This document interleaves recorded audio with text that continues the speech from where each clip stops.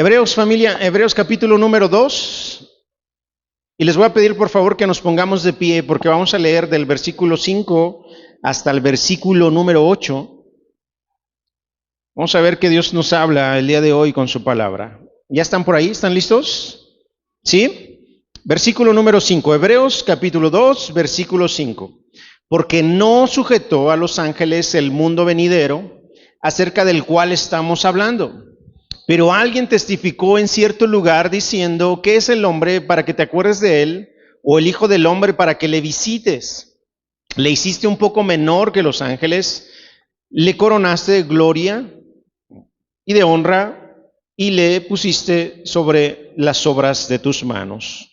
Todo lo sujetaste bajo sus pies, porque en cuanto le sujetó todas las cosas, nada dejó que no sea sujeto a él, pero todavía no vemos que todas las cosas le sean sujetas. Vamos a orar. Padre, te queremos agradecer mucho por este día, por esta tarde. Gracias por permitirnos abrir tu palabra, tu inspiración que está aquí en este texto. Queremos pedirte con toda reverencia que sea tu Espíritu Santo el que nos enseñe, que sea tu Espíritu Santo el que nos muestre, que sea tu Espíritu Santo el que nos revele lo que tú inspiraste aquí en tu palabra. En el nombre de Jesús, amén y amén. Tomen su lugar, familia, por favor. Para poder entender un poquito lo que acabamos de leer, necesitamos otra vez no olvidar a quién le está escribiendo el autor. Acuérdense que le está escribiendo a judíos que se convirtieron al cristianismo y que andan con dudas de si regresan al judaísmo o se quedan en el cristianismo. Una de las cosas que es impensable para los judíos, de hecho ayer casualmente me salió un video en las redes sociales de un judío que expresa claramente que Moisés es superior a Jesús. Cosa que el libro de Hebreos, la carta de Hebreos nos va a decir todo lo contrario, nos va a decir que Jesús es superior a Moisés. Pero para el judío no hay nada superior a Moisés, ¿Por qué? Porque Moisés por medio de ángeles recibió la ley, porque Moisés es el siervo que ha sobresalido en cuanto a la ley de Dios, en cuanto a la ley que Dios dejó aquí en la tierra. Pero bueno, entonces, ¿a qué voy otra vez? A que los judíos no pueden concebir que Jesús sea, Jesús hombre, Jesús hecho carne, sea superior a los ángeles y mucho menos que sea superior a Moisés, ¿no? Lo de Moisés lo vamos a ver después, pero respecto a que Jesús es superior a los ángeles, el autor vuelve a retomar el tema a partir del versículo 5. Es como si los versículos del 1 al 4 que leímos la semana pasada fueron como un paréntesis en el que el Señor nos dio una advertencia, ¿no? ¿De qué? De que no nos deslicemos, de que no nos desviemos, de que no nos distraigamos y de que cuidemos esta salvación que es tan grande, ¿sale?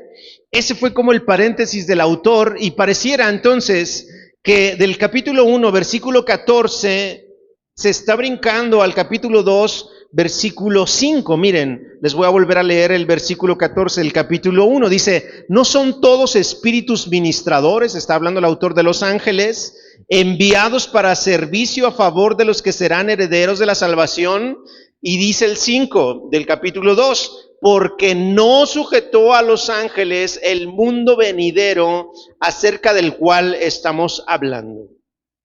¿Qué va a hacer el autor en este momento? El autor de la carta de Hebreos lo que va a hacer es otra vez volverle a insistir a estos creyentes que Jesús es superior, pero ahora no mostrándonos a Jesús como el Hijo de Dios, como este Hijo glorioso, sino va a demostrarles a ellos que aun cuando Jesús se hizo hombre, aún sigue siendo superior a los mismos ángeles. Esto que dice en el versículo 5 de que no sujetó a los ángeles al mundo venidero es curioso. Porque entonces el autor va a ir a decirle a esta gente que en el futuro Dios no determinó que los ángeles gobernaran esta tierra, sino que en el futuro quien va a gobernar es Cristo Jesús como hombre. No como Dios allá arriba, sino como hombre, como persona, como ser humano. Acuérdense que el siguiente evento que esperamos nosotros los creyentes es este evento del arrebatamiento. Esto es lo siguiente que esperamos los creyentes. ¿Qué va a pasar? Va a venir el Señor Jesús y nos lleva con Él. ¿Sí? Después del arrebatamiento, estoy hablando de estas cosas venideras de las que habla el autor, ¿ok? Lo siguiente que viene entonces es el arrebatamiento. Después del arrebatamiento viene un tiempo que le llaman la gran tribulación, que son 7 años, en los que va a estar gobernando aquí prácticamente el anticristo en la tierra, ¿ok? 7 años, en estos 7 años van a pasar muchísimas cosas, terribles cosas. Pero también seguirá siendo anunciado el evangelio, de tal manera que algunos de los que se quedaron después del arrebatamiento van a creer. Y estas personas les va a ir muy mal. O sea, si ustedes sienten que ahorita les va mal siendo cristianos, a estas personas que reconozcan a Jesús en esta etapa de la gran tribulación, a ellos les va a ir muy mal, ¿no? Muy mal, muy mal. Van a ser perseguidos, van a ser asesinados, van a ser golpeados, les va a ir muy, muy mal. Por eso ahorita, en el tiempo de la gracia, en el tiempo en el que estamos, es cuando hay que ponerse pilas y buscar al Señor Jesús, conocer al Señor Jesús, reconocer a Jesús. ¿Para qué? Para que cuando venga Jesús nos lleve y no tengamos que pasar nosotros por esta gran tribulación. ¿Sale? En esta gran tribulación van a suceder muchas cosas, muchas. Pero después de estos 7 años, viene ahora sí un tiempo que le llaman el tiempo del milenio, que son 1000 años en los que ahora va a gobernar Cristo Jesús como ser humano. Viene Cristo Jesús y se trae a toda su bola de gente, a todos nosotros, los creyentes, para que reinemos con Él como personas, como seres humanos. Recuerden lo que comentamos cuando hablamos de la resurrección de los muertos. ¿Se acuerdan? Que nosotros, claro que vamos a morir físicamente, pero vamos a resucitar con un cuerpo glorificado. ¿Se acuerdan? Ok, entonces, cuando Jesús venga y entonces resucitemos con este cuerpo glorificado, vamos a reinar con Él durante 1000 años. De lo que está hablando el autor aquí en Hebreos justamente es de estos 1000 años, en donde Jesús va a gobernar aquí en la tierra desde Jerusalén, y desde allá va a haber un control, digamos un control mundial, donde Él será el rey, el gobernador, y la situación que conocemos hoy socialmente, políticamente y económicamente hablando aquí en la tierra, ya ni siquiera nos vamos, quienes vivan en ese tiempo y nosotros que gobernaremos con Él, ya no va a quedar nada de lo que hoy vivimos. Es decir, ya no habrá corrupción, ya no va a haber escasez, ya no va a haber pobreza, va a ser un sistema de gobierno muy próspero. Nos va a ir de lujo. Entonces, lo que va a hacer el autor ahorita es decirle o recordarle a los judíos, estos que andan que sí, que no, que me regreso al judaísmo, que me quedo en el cristianismo, les va a recordar que el plan de Dios desde el principio fue que el ser humano, el hombre, aunque es menor que los ángeles, como leímos ese ratito y que ahorita vamos a profundizar en eso, aunque el hombre es menor que los ángeles, el hombre fue diseñado para reinar y para gobernar en esta tierra, en este mundo. Fíjense lo que dice el versículo número 6. Dice, pero alguien testificó en cierto lugar diciendo, el autor no se mete en problemas, no quiere decirnos quién alguien. Nosotros sabemos que ese alguien es David, el que escribió este salmo, y tampoco nos dice dónde. Dice, pero alguien testificó en cierto lugar. Bueno, el autor por alguna razón no quiere decir quién, ni quiere decir dónde, pero sí dice qué es lo que se dijo. Nosotros, porque ya tenemos el contexto completo, sabemos que esto que va a decir a continuación el autor es algo que escribió el rey David y que es el Salmo capítulo número 8. Vamos a leerlo. Versículo 6. Pero alguien testificó en cierto lugar diciendo, ¿qué es el hombre para que te acuerdes de él, o el hijo del hombre para que lo visites? Le hiciste un poco menor que los ángeles, le coronaste de gloria y de honra y le pusiste sobre las obras de tus manos. Todo lo sujetaste bajo sus pies. Miren cómo la idea es que pongamos al hombre, al ser humano, en el lugar que le toca. El lugar que le toca es que somos muy pequeños. Somos menores que los ángeles, claro que sí. Los ángeles, estos seres celestiales, tienen muchísima sabiduría, muchísimo poder, algo que nosotros no tenemos. Sin embargo, lo que está diciendo las Escrituras es que aunque somos tan pequeños, hemos sido considerados por Dios como la corona de la creación, ¿no? El Señor creó el cielo, creó la tierra, creó los animales, creó los vegetales, creó todo el reino, los reinos que existen aquí, pero al final corona su creación creando al hombre a su imagen y a su semejanza. Acompáñenme a leer el Salmo, precisamente el Salmo 8, para ver qué estaba pasando con el salmista al momento de escribir lo que escribió. Salmos capítulo número 8. Versículo 4.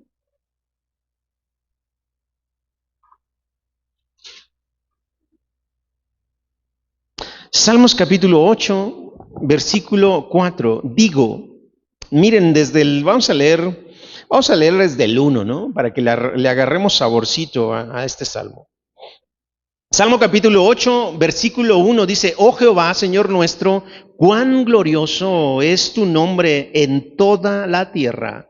Has puesto tu gloria sobre los cielos.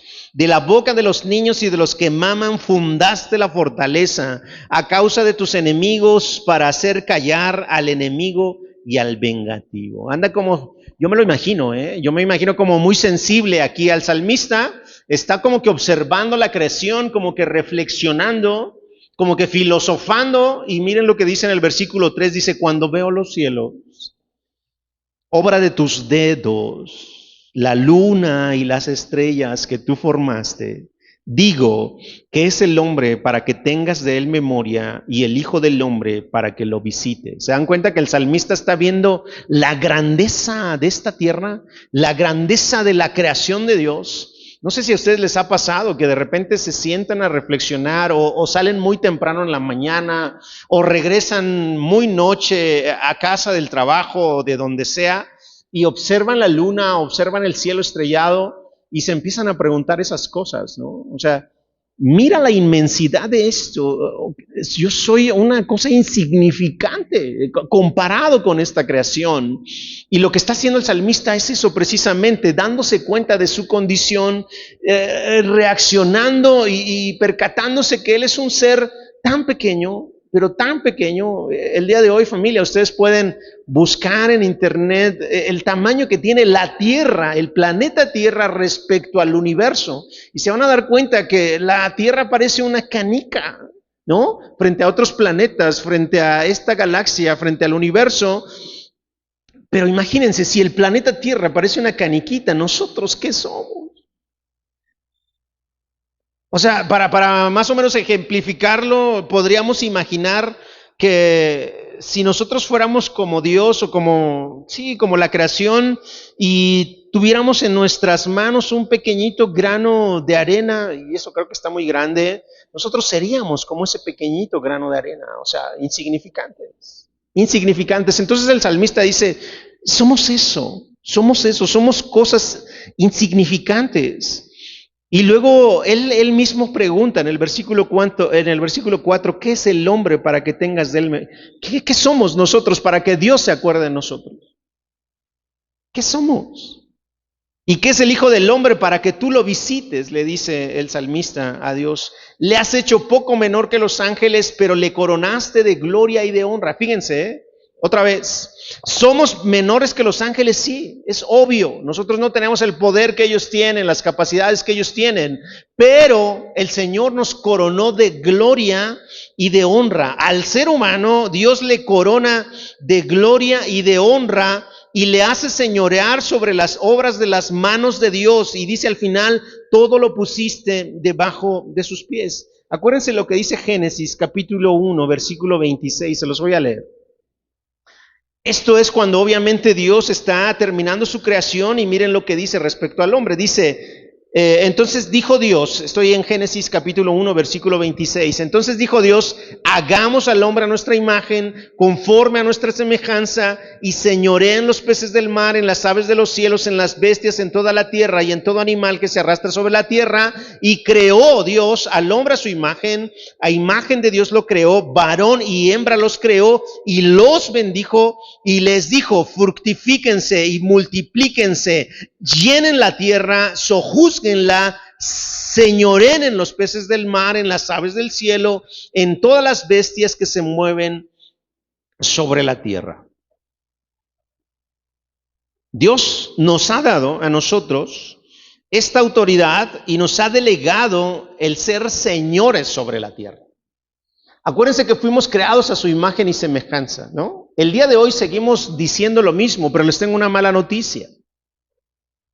Nuestra imagen y nuestra semejanza de Dios se vio afectada, gravemente afectada a causa del pecado. El día de hoy no podemos decir que nosotros tenemos esta imagen y esta semejanza de Dios a causa del pecado. No se puede. No se puede. Aunque nos lo digan y nos lo repitan en la iglesia, no se puede a causa del pecado.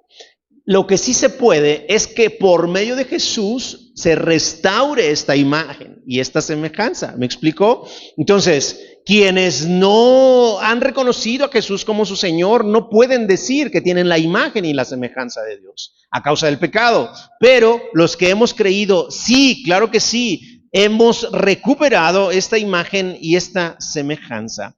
¿A qué voy?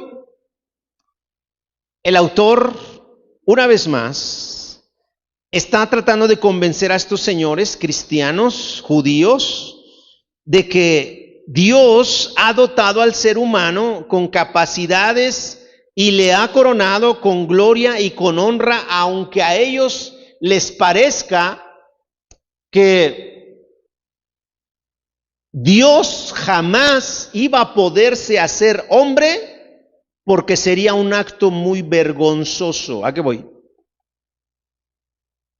Para los judíos pensar que Dios se hizo hombre es una vergüenza total. Es una vergüenza porque no es posible que el creador del cielo y el creador de la tierra haya tomado forma de hombre, se haya hecho menor que los ángeles para venir a este mundo y para venir a esta tierra. Lo que a ellos no les ha quedado claro es que Él lo hizo por una razón muy específica y la vamos a ir descubriendo en los siguientes versículos. Miren lo que dice el versículo 8.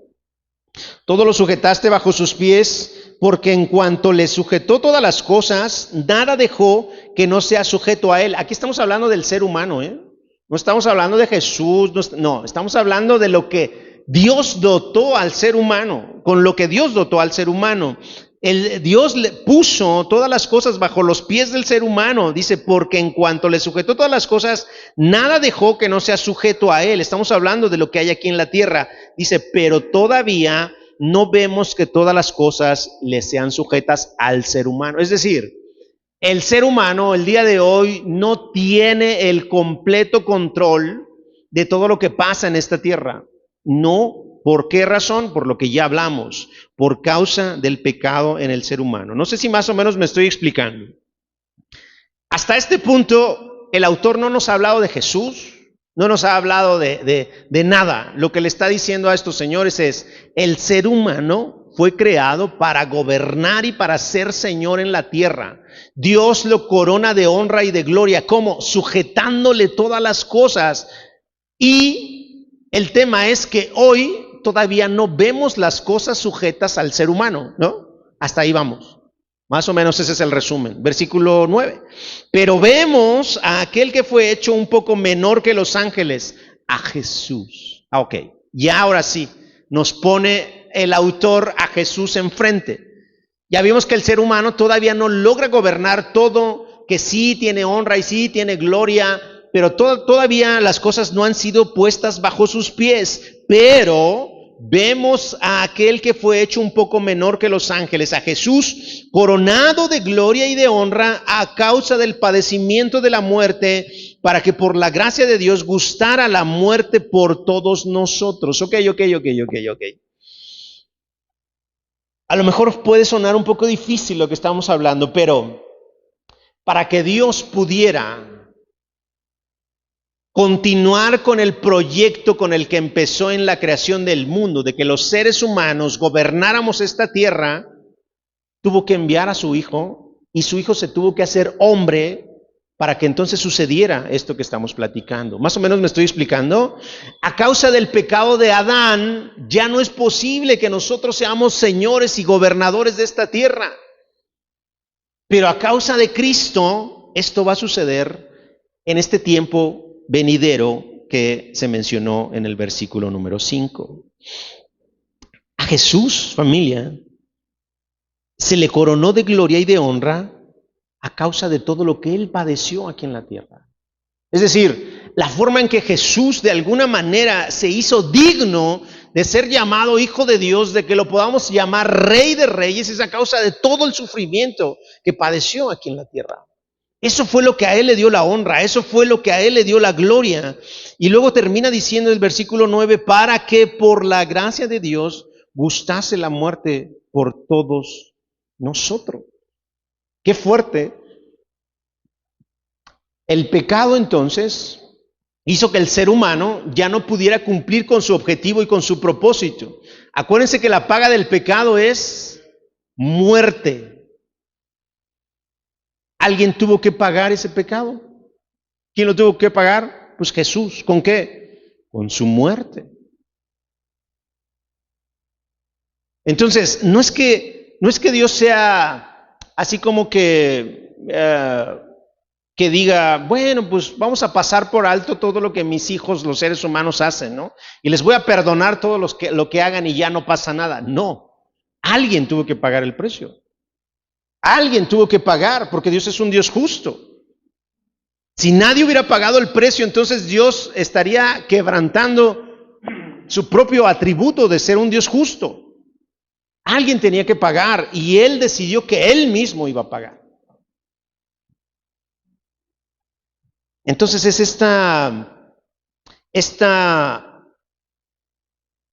estos padecimientos los que lo coronan a Él de honra y de gloria. Miren lo que dice el 10. Porque convenía a aquel por cuya causa son todas las cosas y por quien todas las cosas subsisten, que habiendo de llevar muchos hijos a la gloria, perfeccionase por aflicciones al autor de la salvación de ellos. Esta parte de porque convenía es como decir, es que era necesario, era conveniente que aquel por cuya causa son todas las cosas, es decir, Dios, perfeccionara por aflicciones al autor de la salvación. Esto es fuerte, ¿eh?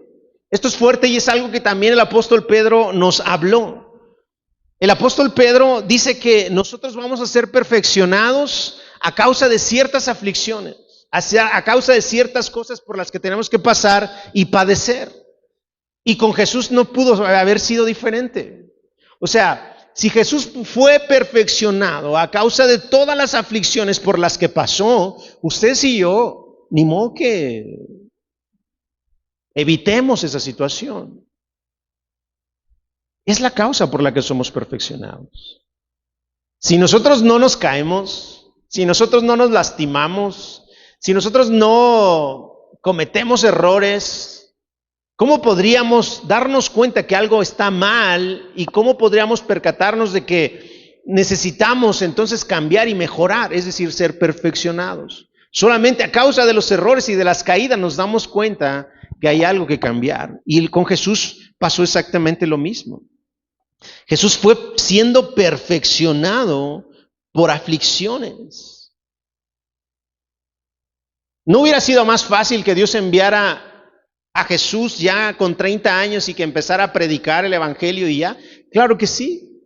Pero entonces Jesús no hubiera pasado durante 30 años siendo perfeccionado. ¿Para qué? Para que entendiera nuestra condición de hombres. ¿Se dan cuenta que al Hijo de Dios le tuvieron que cambiar los pañales porque los ensuciaba? ¿Se dan cuenta que al Hijo de Dios tuvo que aprender a caminar, que se cayó varias veces en el intento, igual que todos nosotros?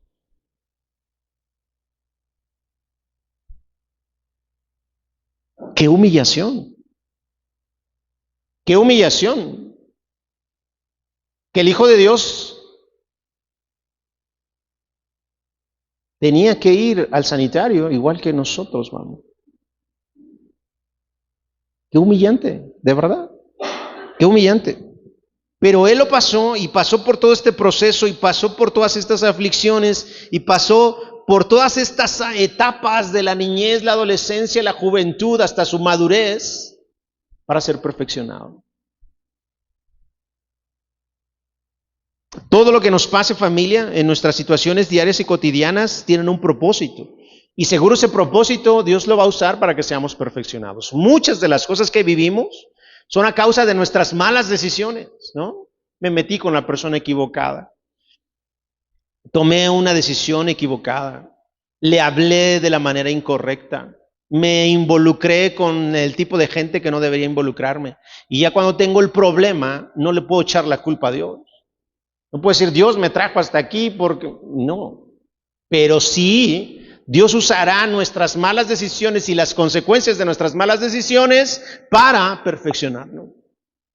Aunque nos duela. Aunque nos duela. Versículo 11.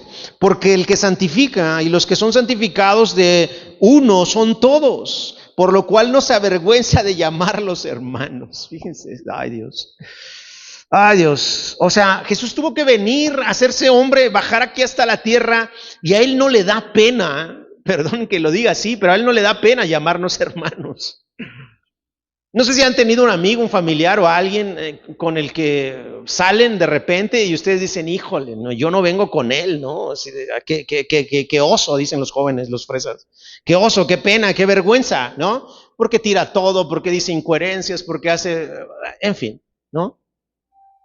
Pues Jesús, aunque nosotros somos ese tipo de hermanos, los que la regamos en muchas cosas, Él no se avergüenza de llamarnos hermanos.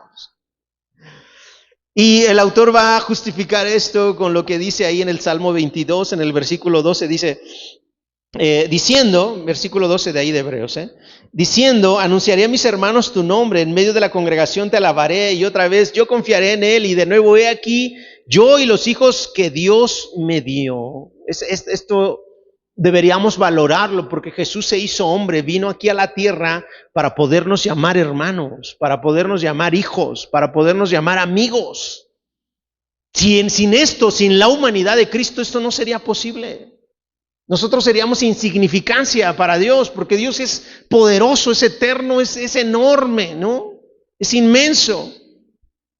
Y nosotros somos cualquier cosa, pero Jesús tuvo que hacerse semejante a nosotros para que nosotros pudiéramos tener una condición similar a la de Jesús y pudiéramos ser aceptados por Dios. Versículo 14. Así que, por cuanto los hijos participaron de carne y sangre, Él también participó de lo mismo para destruir por medio de la muerte al que tenía el imperio de la muerte, esto es al diablo. Entonces, vuelve el autor a traernos al punto. A ver, ustedes se equivocaron, bueno, nos equivocamos como seres humanos, pecamos, el primer Adán pecó, y a causa de esto, quien está gobernando desde entonces es la muerte. Y esto significa que este imperio está siendo gobernado por el diablo, ¿no? Esta tierra a causa del pecado. Y lo que dice el autor es, bueno, ok, todo se echó a perder gracias a Adán. Todo se echó a perder gracias a Adán. Pero, entonces Jesús, siendo Dios, tuvo que hacerse carne por cuanto nosotros éramos carne. Tuvo que hacerse sangre por cuanto nosotros somos sangre. Y de esa manera Él entonces iba a destruir a la muerte, o destruyó a la muerte. Y dice, al que tenía el imperio de la muerte, esto es al diablo. Ustedes dirán, pero a ver Nelson, ¿cómo que Él destruyó a la muerte si la gente nos seguimos muriendo? ¿No? ¿Verdad, Lidia? Y nos seguiremos muriendo. Jesús vence a la muerte en el momento en que Él resucita de los muertos. La muerte es vencida en ese momento. ¿Qué nos está enseñando Jesús con su resurrección? Con la resurrección de Lázaro, con la resurrección de todos aquellos que resucitó en su momento, que bueno, de todos modos se volvieron a morir. ¿Qué nos está enseñando Jesús? Nos está dando esta primicia de la resurrección. Es decir, nos está enseñando que sí se puede resucitar, que sí se puede vencer a la muerte y que Él ya lo hizo. Él ya venció a la muerte, resucita de la muerte y Él ahora está a la diestra del Padre gobernando, ¿no? El asunto es que nos está diciendo que Jesús tenía que hacerse como nosotros para Él poder destruir todo lo que el otro Adán echó a perder. Y librar, versículo 15, y librar a todos los que por el temor de la muerte estaban durante toda la vida sujetos a servidumbre. ¿Se han dado cuenta?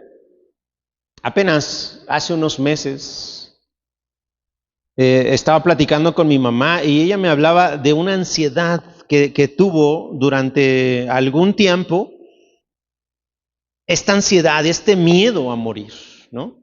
A causa del COVID y demás, ellos, gracias a Dios, no se contagiaron, pero me platicaba de esto, que a causa de eso, a causa de estar escuchando que ya se murió tal persona, que ya se murió tal persona, que ya se murió tal... Ella empezó a tener un miedo muy fuerte a la muerte. Y eso nos pasó a muchos, a mí también, nos pasó a muchos. Pero miren lo que hizo Jesús. Cuando entendemos la obra que hizo Jesús, lo que hace, según el versículo 15, es librarnos del temor de la muerte. ¿Por qué o cómo? Ya sabemos que vamos a morir, ¿no? Pero también sabemos que si creemos en Jesús vamos a resucitar.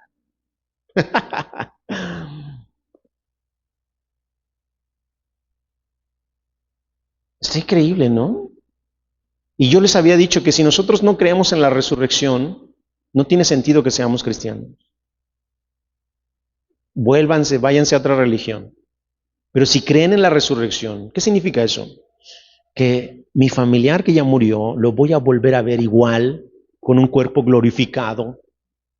Lo voy a volver a abrazar, voy a poder alabar a mi Señor junto con Él, juntos. Si ustedes creen eso, entonces sigan aferrados a Jesús. Porque esa es una de las promesas. Ahorita yo tengo a mis padres todavía, gracias a Dios, pero yo sé que cuando Él decida se los va a llevar. Ojalá que yo me fuera antes para no sufrir ese dolor, pero es parte del proceso del ser humano. Y qué duro es, ¿eh? Qué duro es. Hablen con sus hijos al respecto. Con mis hijos hablamos de esto. Ellos saben que en algún momento nos vamos a ir, o que si Dios quiere, Él determinará quién se va primero, quién se va antes, quién se va después. Pero que tenemos una esperanza, la esperanza de la resurrección. La esperanza de la resurrección. Pero mientras estemos en esta tierra, entonces seremos librados del temor a la muerte. Porque estar con este miedo a la muerte es como ser esclavos de algo. Esto mismo nos cautiva, nuestra forma de pensar, todo estamos haciéndolo con miedo. Todo estamos haciéndolo con esta incertidumbre de si vamos a morir o si vamos a vivir en ciertas cosas. Y lo que está diciendo el autor es que la obra que hizo Jesús aquí en la tierra nos va a dar ser librados del temor a la muerte. Versículo número 16, y ya vámonos un poquito rápido para ir terminando con esto. Versículo número 16 dice, porque ciertamente no socorrió a los ángeles, sino que socorrió a los descendientes de Abraham. La obra que hizo Jesús no fue una obra dirigida a los ángeles. Vuelve el autor a insistir. No, señores, o sea, está bien que ustedes tengan en alta estima a los ángeles, que los consideren poderosos y demás, pero abran los ojos porque la obra que está haciendo Dios no es para los ángeles, es para los seres humanos. Por eso Cristo es superior a los ángeles. Por eso Cristo hombre es superior a los ángeles. Ciertamente no socorrió a los ángeles, sino que socorrió a los descendientes, a la descendencia de Abraham, a nosotros, a los seres humanos. Por lo cual debía ser en todo semejante a sus hermanos, para venir a ser misericordioso y fiel sumo sacerdote en lo que a Dios se refiere, para expiar los pecados del pueblo. Por lo cual debía ser en todo semejante a sus hermanos. ¿A quiénes? A nosotros. O sea, la razón, el motivo por el que Cristo Jesús se tuvo que hacer carne es que se asemejara a nosotros Y entonces, asemejándose a nosotros, conociendo nuestra condición, conociendo las tentaciones a las que nosotros nos exponemos, Él pueda convertirse en una persona misericordiosa y en el sumo sacerdote que necesitamos para expiar nuestros pecados. ¿Más o menos se entiende la idea? Imagínense que Jesús no vino a la tierra y que Él no padeció todo lo que padecimos, pero sigue siendo Él un sumo sacerdote, ¿no?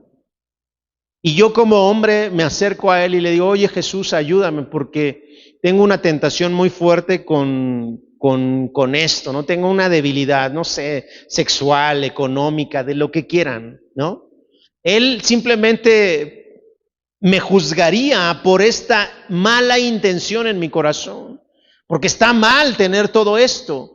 Pero dado que Él experimentó las mismas tentaciones que yo, entonces puede comprenderme y fungir como este sumo sacerdote. ¿Qué hace el sumo sacerdote? Intercede, ¿no? Por nosotros delante de Dios. Lo que está haciendo Jesús hoy, familia, es eso. O sea, Él sabe, pues, Él sabe, ¿verdad? Él sabe nuestra condición, sabe que nos llama la atención el pecado, sabe que nos llama la atención lo que a Él no le agrada, Él sabe, porque Él lo padeció, pero Él no pecó. Todo esto lo hemos platicado 100 veces y lo vamos a platicar otras 100, no importa, hasta que nos quede claro. Entonces, por eso Él puede venir delante de Dios e interceder por nosotros. Los que murieron, pues ya están muertos. Ellos no pueden interceder. Pero Jesús, que resucitó de los muertos, Él claro que puede interceder por nosotros. Entonces ustedes, aunque le pidan a su abuelita que interceda delante de Dios con ustedes, es complicado, ¿eh? Pero Cristo Jesús, Él claro que puede interceder por nosotros. Él es el sumo sacerdote, nadie más. Todos sus padecimientos, el haberse hecho hombre, el haberse hecho carne y el haberse hecho sangre, es lo que le da a Él esta autoridad y esta posición misericordiosa y como sumo sacerdote para expiar nuestros pecados. Terminamos con el versículo 18, familia, ya para que no se me duerman. Pues en cuanto Él mismo padeció, siendo tentado, es poderoso para socorrer a los que son tentados. Es lo que acabamos de hablar. Él mismo padeció siendo tentado y por lo tanto es poderoso para socorrer a los que son tentados. Ustedes y yo seguimos siendo tentados. O sea, ni modo que no. Seríamos unos mentirosos si decimos que no, ¿no? Ay, no, mi vida, yo jamás, yo no. Ay, no, papá, ¿cómo crees? Por el amor de Dios, ¿no? El tema es nuestra actitud y nuestra posición delante de la tentación. Ese es el asunto, ¿no? Vamos a ponernos de pie, familia. ¿Qué está haciendo Dios? ¿Qué está haciendo el Señor? Está otra vez tratando de hacernos ver que no hay nadie que sea superior a Jesús. No hay nadie. O sea, y no es algo que yo les esté diciendo, lo estamos leyendo en las Escrituras y todavía no termina el autor. Ya hablamos de que es superior a los profetas, ¿no? Ya hablamos de que es superior a los ángeles, seguimos hablando de que es superior a los ángeles y la siguiente semana vamos a hablar de que es superior a Moisés. Insisto, a lo mejor a nosotros ahorita esto no nos hace sentido, decimos, ¿eso qué? Pero ojalá pudiéramos conocer a algún judío, a algún verdadero judío, y darnos cuenta que ellos pondrían mal si nosotros les decimos Jesús es superior a. Dirían, no, ¿qué te pasa? ¿No? Hoy, familia, entendamos todo esto y estas son herramientas para nosotros justo para enfrentar a este tipo de religiones que ponen en alto a cualquier cosa más que a Jesús, el Hijo. No se puede. Vamos a orar, familia, y que Él nos ayude a que andemos por esta vida siempre conscientes de que Jesús es superior a quien quieran, ¿eh? Es superior a quien quieran. Padre, gracias por esta tarde.